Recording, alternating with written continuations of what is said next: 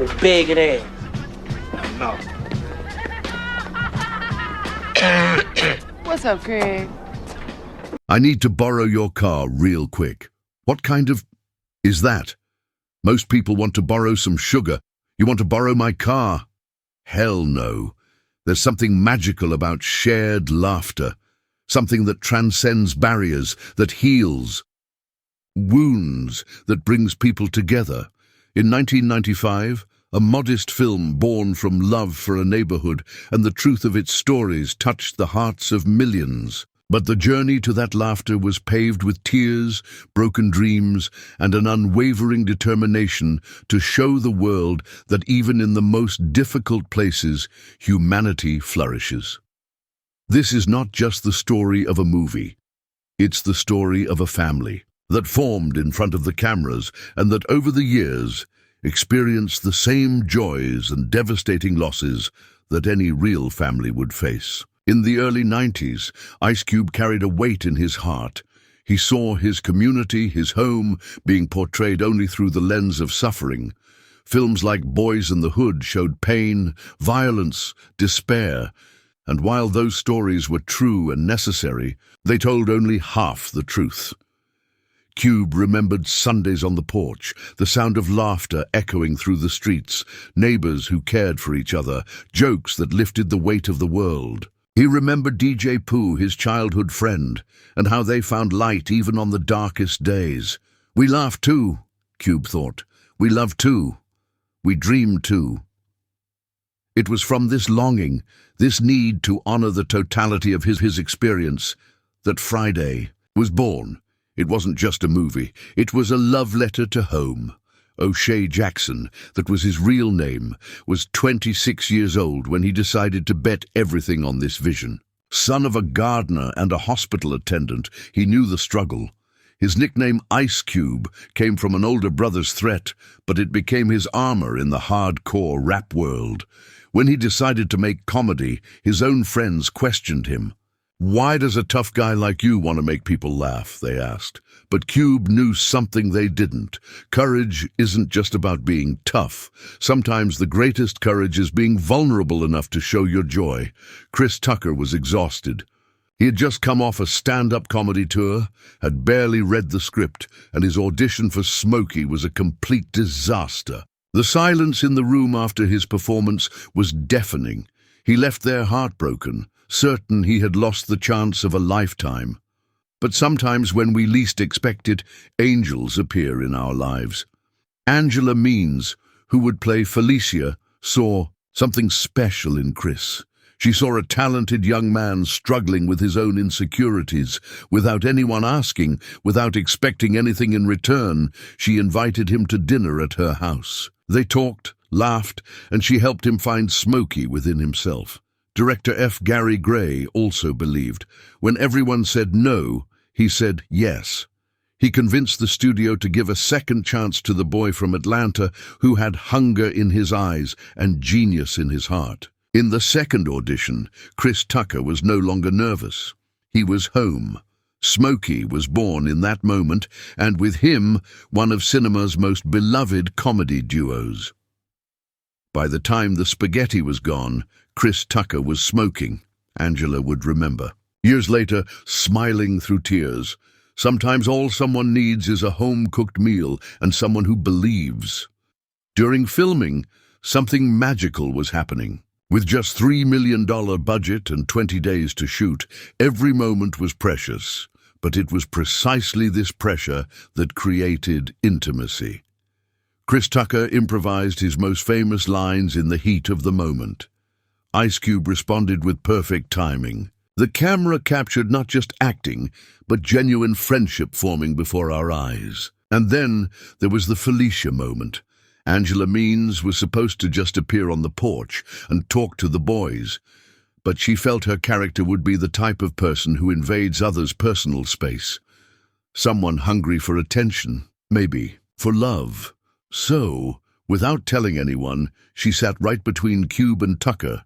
Chris Tucker's shocked reaction was completely real. For a second, he forgot he was filming. He was just a guy annoyed by someone invading his space. And from that truth was born one of cinema's most memorable moments. Bye, Felicia. 2 words that would become part of worldwide popular language.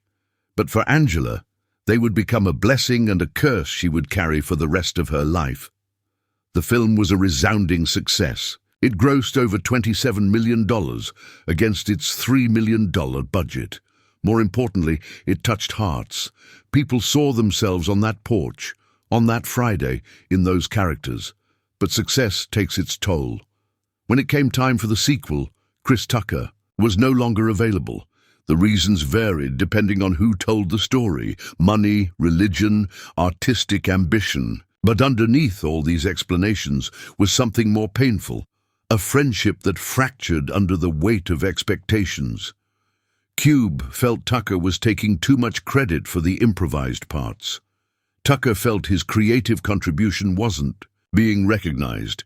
2 friends who had created magic together now looked at each other across a distance that no amount of money could bridge. In Next Friday, there's a line about people trying to steal credit for the original script.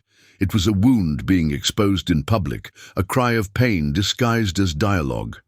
The partnership had ended, and with it, part of the franchise's soul. The years passed, and the Friday family continued their lives. But life, as always, brought its joys and devastating losses. John Witherspoon, our beloved Pops, left us in 2019. At 77, his heart stopped beating, but his laughter echoes forever. He had started his career in the 60s, sharing stages with Richard Pryor and David Letterman. For generations of fans, he wasn't just an actor.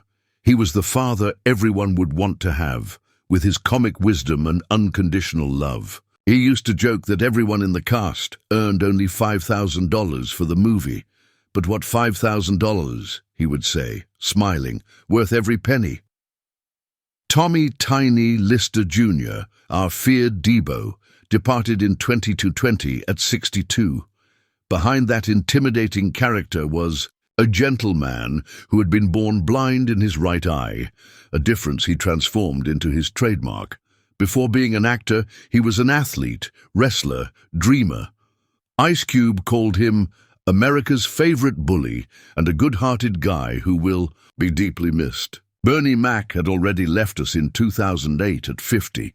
Pastor Clever was hilarious, but Bernie was much more. He was a man who promised his sick mother he would make the world laugh so she would never have to cry again. He kept that promise until his last day. Anthony A.J. Johnson, our clumsy easel, left us in 2021 at 55.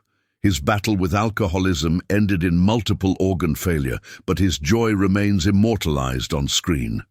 Each departure was like losing a family member. And for those who remained, every memory became more precious. For those who stayed, life after Friday was an emotional roller coaster. Regina King became one of Hollywood's most respected actresses, winning Emmys and an Oscar. But in 2022, her greatest victory turned into her greatest loss when her only son, Ian, 26, committed suicide. "It's a love that has no place to go," she said, with pain no award could heal. Angela Means carries a different burden. The phrase, "Bye, Felicia," became a worldwide meme. But for her, it brought years of public harassment. Strangers would curse at her on the street, confusing the actress with the character.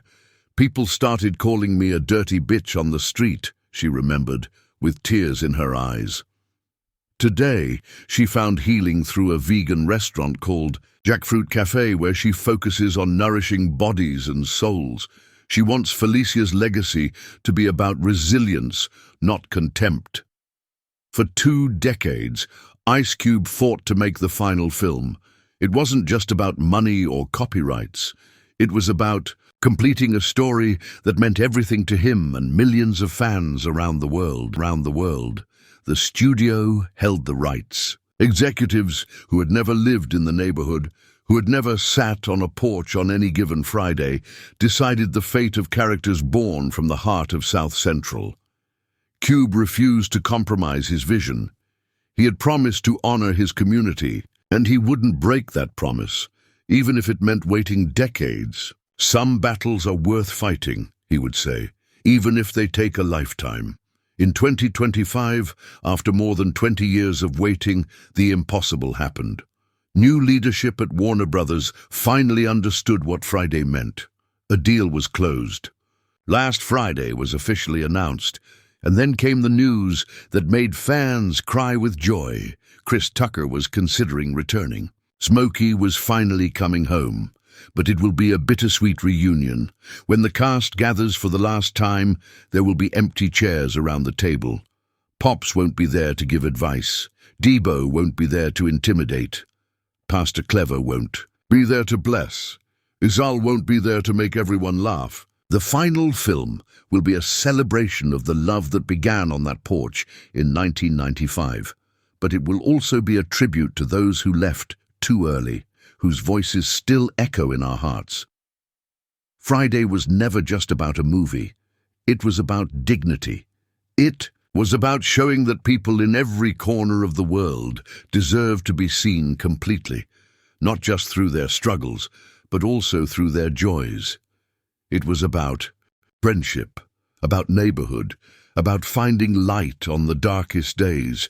It was about family, not just the one we're born into, but the one we choose, the one we create, the one that stays with us even when the cameras stop rolling. And perhaps most importantly, it was about the courage to dream, the courage of a young man from South Central who dared to imagine that his story deserved to be told, that his laughter deserved to be heard, that his love for home deserved to be celebrated.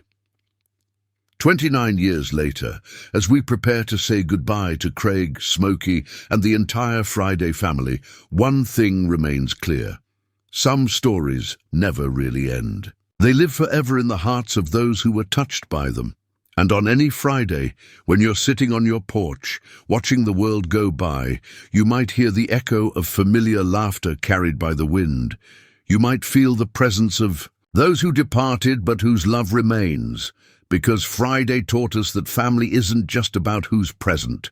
It's also about honoring those who helped build the table, even if their chairs are now empty.